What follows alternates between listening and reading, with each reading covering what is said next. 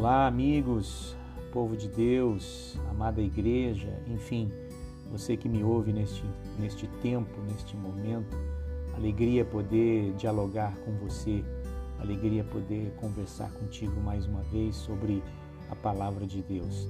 Hoje nós vamos refletir, conversar um pouco sobre o Salmo 95, especialmente os versos 6, 7 e 8. Para isso, nós sempre estamos aqui, ultimamente, utilizando duas Bíblias, né? A Bíblia de tradução à mensagem e a Bíblia de Genebra. Não importa se você tem ou não tem nenhuma dessas Bíblias, o que é importante é que você tenha sempre aí uma Bíblia em suas mãos ou também no seu tablet ou no seu celular para que você possa acompanhar. Bem, o Salmo 95 é um salmo que é um convite, né? O salmista convida a congregação para que as pessoas se curvem em adoração ao Senhor. Mas se você notar, lá no final, a partir do verso 8, bem ali na parte final, há uma advertência, né, da parte de Deus para que o povo ouça a sua voz e seja obediente. Eu quero aqui intitular essa palavra a partir da preocupação da Bíblia, da reflexão, a Bíblia da mensagem, onde ela traz a reflexão sobre este salmo a partir do seguinte título: Oremos. Porque normalmente quando nós oramos, nós pensamos na oração como aquilo que fazemos a partir das nossas próprias necessidades ou também por nossa própria iniciativa. Sim, claro, experimentamos aí um anseio por Deus e vamos à oração, sentimos, não é, gratidão por Deus e aí oramos ao Senhor. Também somos levados por um peso de culpa diante de Deus em relação às nossas vidas e também oramos pedindo perdão pelas nossas falhas, né?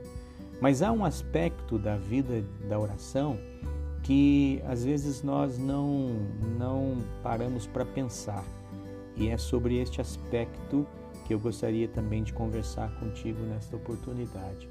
É claro que ler a Bíblia é orar, é claro que cantar também é orar, mas na liturgia nós precisamos entender que às vezes nós não tomamos a iniciativa, não é a nossa experiência que precipita a oração. Alguém convida para orar, né? Alguém pede, vamos orar ao Senhor, oremos ao Senhor. É importante entender que há momentos na vida que não começamos a oração, outra pessoa, né, começa e nós acompanhamos. Ou nós estamos atrás da pessoa ou estamos ao lado. Mas aqui eu gostaria de centrar essa reflexão. Nossos egos, né, não estão mais à frente ou no centro. É preciso entender que uma espécie de oração, uma particularidade de um tipo de oração, é quando alguém nos convida, né? É como a gente pode ler no início deste Salmo 95. Vinde, cantemos ao Senhor com júbilo, celebremos o rochedo da nossa salvação. Há aqui um convite, há aqui um pedido, há aqui alguém que se adianta e que convida a cada um de nós para estarmos diante de Deus.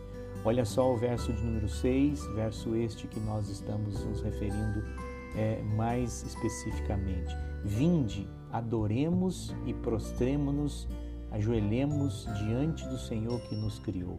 Há aqui um convite, há aqui a ideia de que eu preciso retirar o meu ego do centro da oração, né? Este momento em que eu não estou diante do Senhor para trazer tão somente as minhas questões, tão somente os meus problemas, mas eu estou diante de Deus para que Ele cuide de mim. Eu estou diante de Deus para abrir o coração a Ele, né? Quando nós estamos diante de Deus tão somente para satisfazer os nossos egos, né, as nossas questões ou a nossa vontade, e aqui ego, estou dando uma interpretação equivalente à arrogância, vaidade, prepotência, orgulho, individualismo, né, vontade. E infelizmente nós que vivemos num mundo moderno ou pós-moderno, Quando nós estamos diante de Deus, às vezes nós estamos diante dele para sempre continuar como centro do mundo, o centro das coisas que de fato vale a pena, né? O meu ego, às vezes, ele está inflado, a minha consciência, o meu eu, né?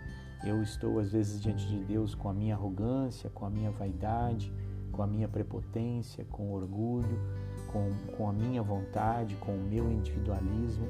E este Salmo 95 é um momento em que eu aceito este convite, né? Estar diante de Deus, deixando um pouco, em primeiro momento, dos meus problemas, né? De valorizar as minhas coisas, compreendendo que eu sou o centro do mundo, o centro das coisas do mundo. No fundo, quando nós olhamos para o ser humano, a partir da Bíblia, nós percebemos que nós somos servos inúteis, né? Nós somos muito pequenos diante de Deus.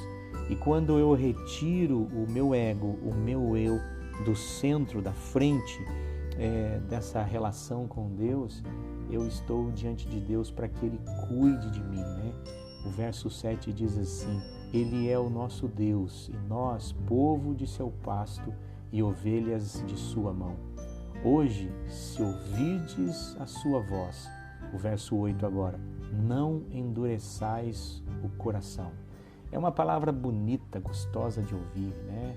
É um convite, verso 6, vinde, adoremos e nos prostremos diante de Deus. Ajoelhemos diante do Senhor que nos criou. Ele é o nosso Deus, nós, povo de seu pasto, ovelhas de sua mão. Olha só a beleza disso, entender que nós somos ovelhas de sua mão, né? Estamos protegidos nas mãos do Senhor. E quando nós estamos diante do Senhor, nós precisamos entender que o eu, ele precisa diminuir, né? Que a minha consciência, que a minha vontade, que as minhas questões como centro do mundo precisam ser colocadas de fato diante de Deus, chegando para Ele e dizer: Senhor, eu sou um servo inútil e preciso da sua boa mão, do seu cuidado na minha vida, né? E o texto do verso 8 diz assim: não endureçais o coração. É um convite, é uma palavra de Deus para a sua vida. Venham, adoremos, curvemo-nos diante dele, coloquemo-nos de joelhos diante de Deus que nos fez.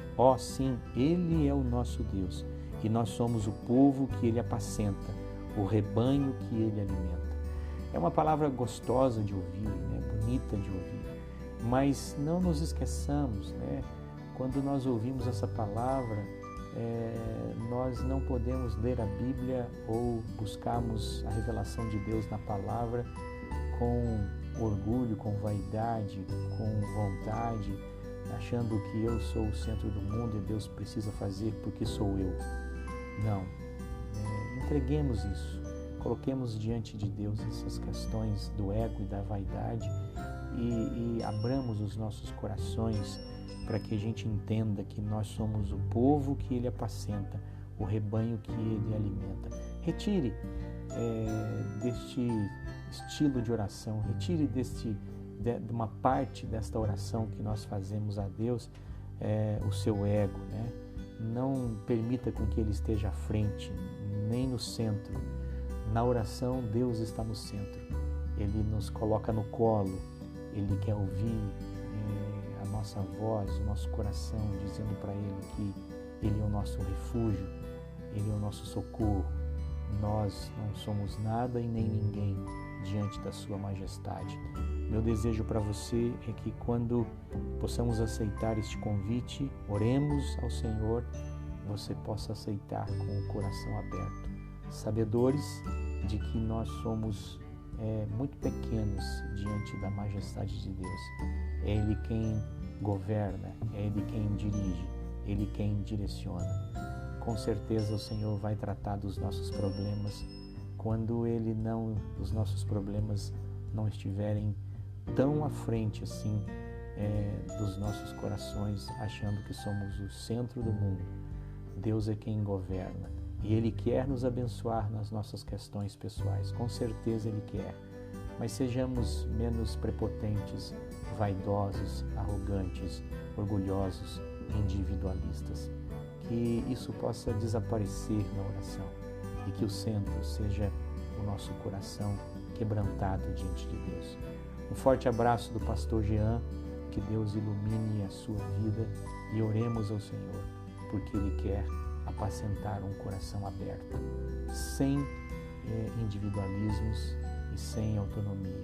É Ele quem governa as nossas vidas, Ele quem sabe o que é melhor para nós. Que Deus esteja iluminando o seu dia, a sua semana, que você tenha uma semana bendita e abençoada. Se você gostou dessa palavra, não se esqueça, encaminhe para alguém. Forte abraço, boa tarde, bom dia, uma boa noite para você neste momento.